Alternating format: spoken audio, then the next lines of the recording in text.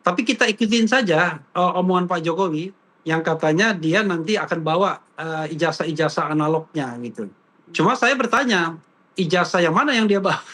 Karena katanya lagi kan ijazahnya sudah harusnya sekarang sudah Jaksa. ada di Jaksa kan? Iya. Sebelumnya kan ditunjukkan di Polda Metro Jaya tanggal 15 Desember 2025 ketika gelar perkara khusus. Nah, asumsi kita ijazah yang analog itu sudah ada di kejaksaan, di jaksa penuntut umum. Yang ketiga adalah public hearing. Public hearing itu mendengar terdakwa. Jadi harus hadir. Terdakwa apa yang dimasalahkan? Apa yang menjadikan suatu merasa tercemar? Apa? Iya, itu harus hadir. Karena kalau itu tidak hadir, ya perkara tidak dilanjutkan. Itu sudah baik jurisprudensi, Pak, terhadap delik-delik. Karena delik aduan absolut. Lain kalau delik-delik umum diwakili oleh penuntut umum. Ini delik aduan, sehingga pengadu harus hadir. Wajib hukumnya hadir untuk menjelaskan dalam persidangan tentang perasaan pencemarnya, tentang fitnahnya, tentang apa yang dilakukan terhadap diri pribadi. Itulah yang nanti akan dilakukan. Makanya tadi betul, Bang Refli, ini adalah delik pencemaran. Delik fitnah, bukan penggunaan palsu. Penggunaan palsu itu nanti lagi. Perdebatannya lagi-lagi penggunaannya. Dengan demikian, sebagai peradilan yang baik, kehadiran terdakwa hukumnya wajib sebagai ketentuan hukum yang baik. Oke, Bang Refli. Jadi nanti kiranya kita kan tunggu bersama nanti ya, karena ini delik aduan, Pak Jokowi akan hadir, dan itu dimungkinkan jika memang menunjukkan ijazahnya di sana? Ini kan bagian dari nanti kita strategi persidangan ke depan seperti apa, tapi kita ikutin saja omongan Pak Jokowi yang katanya dia nanti akan bawa ijazah-ijazah analognya gitu. Cuma saya bertanya, ijazah yang mana yang dia bawa? Karena katanya lagi kan ijazahnya harusnya sekarang Jaksa. sudah ada di Jaksa kan? Iya. Sebelumnya kan ditunjukkan di Polda Metro Jaya tanggal 15 Desember 2025 ketika gelar perkara khusus. Nah, asumsi kita ijazah yang analog itu sudah ada di kejaksaan, di jaksa penuntut umum. Tetapi unfortunately hingga saat ini kami sendiri belum lihat lagi ijazah yang pernah diperlihatkan pada tanggal 15 Desember menjelang pukul 11 malam, kira-kira 5-7 menit itu menjelang berakhirnya gelar perkara khusus. Mudah-mudahan nanti ketika proses pembuktian, itu barang itu hadir dan bisa sama kita simak, dan mudah-mudahan juga waktu pemeriksaan itu ada siaran langsung dari televisi termasuk Nusantara TV, sehingga bisa dilihat kebenaran itu, walaupun tentu kita tidak ingin trial by the press, tetapi intinya adalah ketertutupan pun akan menjadi masalah. Ada apa misalnya kalau sidangnya tidak boleh disiarkan, karena ini adalah sesuatu yang terkait dengan pengetahuan publik kan. Publik ingin tahu apakah ijazahnya itu asli atau palsu dan lain sebagainya. Karena sekali lagi ya, kita bicara mengenai sebuah kasus yang tentu ada batasan hukum acaranya. Dan kadang-kadang kan orang kan terlalu semangat kan, itulah dan sebagainya. Jangan-jangan kita surprise begitu ya. Misal ini tiba-tiba Pak Jokowi nggak datang. Menurut Prof Hipnu, menurut Prof Hipnu gimana? Jadi memang harus datang, nggak bisa by Zoom juga ya? Silakan Prof Hipnu. Tadi Pak Jokowi tidak datang, lalu kasusnya dihentikan. Lah, sekarang siapa yang menang, siapa yang kalah, kira orang bingung kan nantinya. Makanya saya nggak mau ngomong semua. Kita kasih kesempatan Prof Hipnu ya, silakan Prof. Iya, makanya saya selalu berpikir pada konsep peradilan yang baik, Mbak. Due process of law itu ada 3 kriteria. Satu di antaranya independensi peradilan. Tadi harus betul-betul independensi. Kedua, konsep pembuktian. Nah, ini Bang Refli, di dalam pembuktian, karena walaupun ini deliknya delik pencemaran baik, fitnah, di dalam pasal 434 itu kan diberikan kesempatan untuk membuktikan. Seharusnya mudah-mudahan sedini mungkin sekarang ini sudah mempersiapkan tentang hal yang akan membuktikan. Jadi perkara biar cepat. Dan itu ini yang saya lakukan. Karena dalam hal delik fitnah, seorang terdakwa diberi kesempatan untuk membuktikan atas tuduhan yang bersangkutan. Nah, disitulah yang sekarang harus dipersiapkan oleh persidangan. Sehingga pada saatnya nanti tinggal tarik, gledek gitu. Jadi tidak mencari-cari dulu. Karena ini Hmm. terkait dengan pembuktian forensik ya. Ya. Ahli-ahli digital ya. Ahli-ahli kertas, bahasa dan sebagainya. Saya kira tidak mudah Hmm. itu. Nah, itu yang harus dipersiapkan. Yang kedua, Mbak, memang betul ini. Ini pertanyaan ini menarik sekali dalam diskusi ini. Bisa juga nanti kalau memang tidak adil perkara selesai.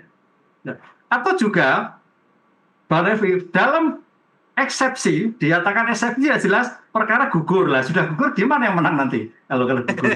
Nah, ini ada dua dimensi Mbak nanti dalam Hmm. satu peradilan. Yang mudah-mudahan konsep hukumnya matang. Kalau enggak bisa dua-duanya. Kalau enggak masyarakat, oh enggak jadi semua ya, gugur semua akhirnya. Jadi enggak jadi persidangan dong jadinya. Gitu. Hmm. Nah, ini yang kita apa namanya kita coba mudah-mudahan nggak terjadi. Atau memang yang diinginkan juga seperti itu juga bisa jadi. Karena nanti mungkin Hmm. dakwaannya lemah, gugur selesai. Jadi masih banyak kemungkinan dan termasuk nanti Masih perkaranya banyak bisa gugur juga ya kalau kalau terbukti terdakwa tidak penyelesaian. hadir begitu ya dalam hari ini pelapor.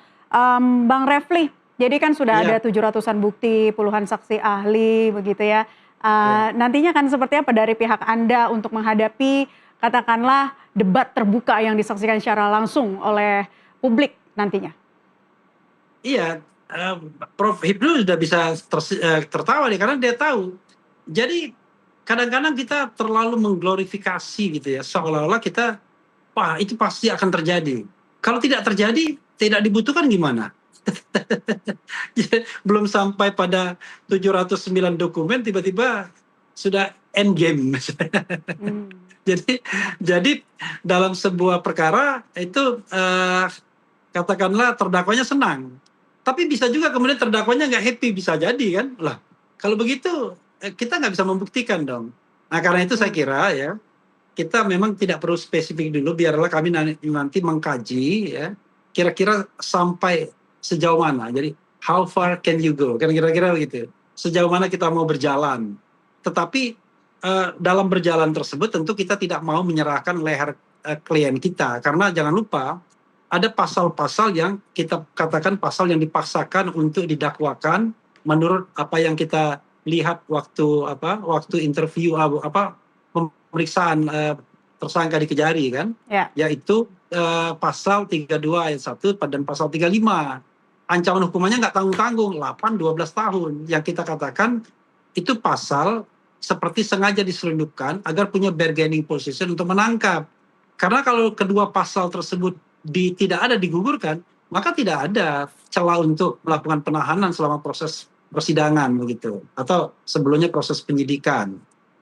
Oke. Dan pasal yang itu tidak didahulukan karena sekali lagi Hmm. ini kan kasusnya adalah kasus fitnah dan pencemaran nama baik yang sebenarnya yang diadukan Pak Jokowi itu kan itu. Tapi tiba-tiba ada soal edit dokumen, ada manipulasi dan lain sebagainya. Itu menjadi a big question, jadi questionable.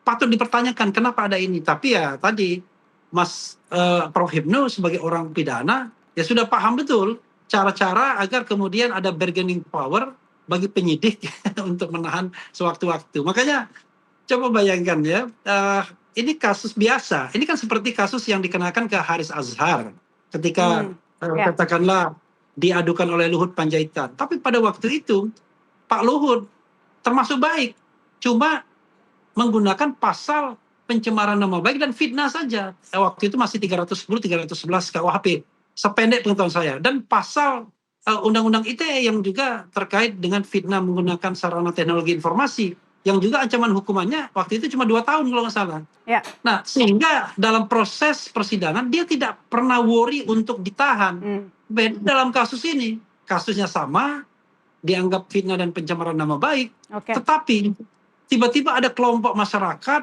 yang mengatakan diri sebagai sukarelawan, mengatakan tangkap, tangkap, tangkap, tahan, tahan, tahan, dan lain sebagainya. Seolah-olah mereka ini kriminal kelas 1, perampok, koruptor, pembunuh, dan lain sebagainya. Padahal masalahnya hanyalah soal sebuah statement bahwa Mas Roy setelah melakukan penelitian yakin ijazah subjek to ijazah itu palsu. Sekali lagi, jadi ada beberapa clue yang saya kira saya tidak bisa teruskan, tetapi intinya adalah bahwa kasus ini barangkali tidaklah sebagaimana yang dibayangkan masyarakat, tetapi how far can we go? Nah itu yang kemudian akan menjadi catatan bagi kami. Barangkali kita akan telepon Prof. Hipnu, kira-kira advice-nya seperti apa? Oke, How far we can sebelum go? kita menutup untuk masing-masing narasumber ini ya, Bang Refli, pra-peradilan tetap akan digelar besok sesuai jadwal ya, 29 Juni. Kalau Nantinya datang kalau termohonnya. datang. Oke, jadi nanti kita kan seperti kata Anda ya, nggak bisa dong kasih bocoran sepenuhnya mengenai strategi dan juga nanti kemungkinan eksepsi dan seperti apa. Tapi kasih apa yang bisa disampaikan kepada publik gitu, kisi-kisinya untuk pra-peradilan besok. Kalau pra-peradilan udah jelas, kita mempermasalahkan 3 hal, yaitu penggeledahan. Kita mengklaim itu tidak ada itu penetapan pengadilan negeri. Kalaupun ada, nanti kita akan lihat apakah dalam proses penggeledahan itu sudah ditunjukkan secara proper atau tidak. Apakah mekanismenya dijalankan secara baik atau tidak, secara benar atau tidak. Kemudian penangkapan, kita mengatakan alasan penangkapan itu nggak ada untuk P21 karena proses penyidikan sudah selesai, tinggal pelimpahan. Nah, apakah justified orang ditangkap untuk penyerahan P21? Padahal track recordnya itu orang ini kooperatif, menjalani wajib lapor, dicekal pula begitu. Sehingga tidak ada yang namanya unsur-unsur subjektifnya lagi. Penahanan juga begitu. Penahanan apakah iya ini orang secara subjektif itu berupaya melarikan diri, kemudian tidak kooperatif, macam-macam, ada 8 kriteria untuk penahanan kan dalam kondisi seperti ini kan. Nah, itu akan kita uji nantinya. Nah, seperti kata Prof. Hipnu ya, kita nggak bicara menang dan kalah, kita bicara untuk pembelajaran publik bahwa kalaupun Anda punya kewenangan, tidak boleh Anda sewenang-wenang karena itu undang-undang administrasi pemerintahan kan begitu. Oke. Prof. Hipnu, terakhir apa saja tadinya unsur-unsur yang perlu diperhatikan dalam pra-peradilan nanti yang seperti kata Bang Refli dan juga Prof. Hipnu, sebetulnya ini bisa menjadi pembelajaran publik? Iya, pembelajaran publik, Mbak. Karena pra-peradilan itu sebetulnya kontrol terhadap penegak hukum kan gitu. Baru pada eksaminasi of judge, jadi pengujian syarat, belum pada investigasi of judge.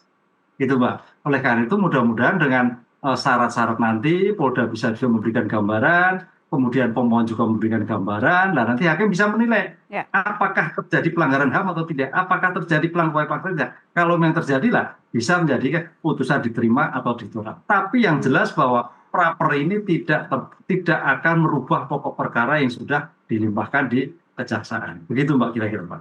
Oke, terima kasih atas penjelasannya para narasumber, Prof. Hipnu Nugroho, Guru Besar Hukum Pidana Universitas Jenderal Sudirman, dan Bang Refli Harun, kuasa hukum tersangka Roy Suryo. Terima kasih sudah bergabung di kesempatan NTV Prime kali ini. Selamat beraktivitas kembali. Pemirsa, persidangan kasus ijazah Jokowi bukan sekedar formalitas hukum. Jalur pra-peradilan yang ditempuh Roy Suryo adalah ujian bagi profesionalisme aparat penegak hukum dalam menetapkan prosedur. Sementara kerelaan Fauzia Tiasuma yang langsung masuk ke sidang pokok perkara jadi ruang pembuktian material yang selama ini dinanti publik. Terlepas dari dinamika politik yang membayangi kasus ini, pengadilan adalah tempat terbaik yang paling objektif untuk mengakhiri segala polemik. Bukti harus dibeberkan, saksi harus didengar, dan kebenaran hukum harus ditegakkan di atas meja hijau. Tetaplah bersama kami, NTV Prime akan kembali seusai jeda.